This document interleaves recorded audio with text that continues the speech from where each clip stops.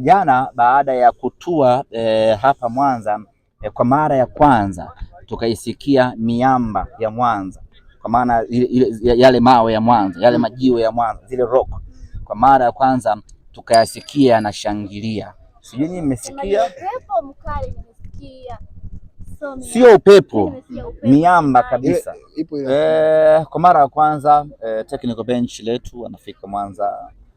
Steven Becker kwa mara ya kwanza anafika Mwanza, ameshangaa. Miamba ni mingi kweli kweli, kama hiyo ndio Mwanza na hiyo ndio Rock City. Ataona wachezaji wengi ni kwa mara yao ya kwanza wanafika Mwanza.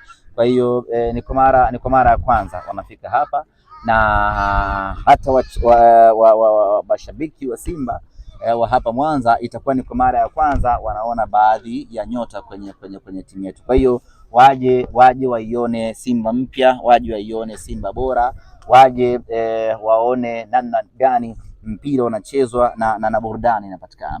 Na jana baada ya kutua hapa Mwanza kwa mara ya kwanza tukaisikia miamba ya Mwanza, kwa maana yale mawe ya Mwanza, yale majiwe ya Mwanza, zile rock, kwa mara ya kwanza tukayasikia yanashangilia. Sijui nyinyi mmesikia? Upepo mkali nimesikia.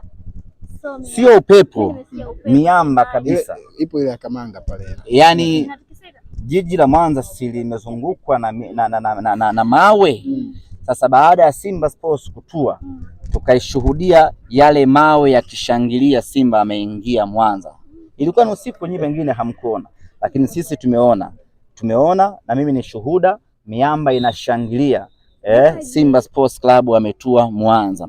Lakini sio hivyo tu, kwa miamba inashangilia miamba ya Afrika, inatushangilia sisi Simba Sports Club. Lakini sio hivyo tu, Sato na Sangara wanaopatikana Ziwa Victoria na wenyewe vile wameshangilia Simba kuja hapa, na wamewaeleza wavuvi wa Sato na Sangara kwamba tunawaomba siku mbili hizi msituvue, kwa maana ya leo Jumatano na kesho Alhamisi, mtuachie muda hapo tumuone mnyama akicheza kirumba. Baada ya hapo kuanzia Ijumaa mtaendelea kutuvua, muendelee na mambo yenu mengine. Kwa hiyo ujio wetu hapa Mwanza umekuwa ni ujio wa kimaajabu sana kusema kweli.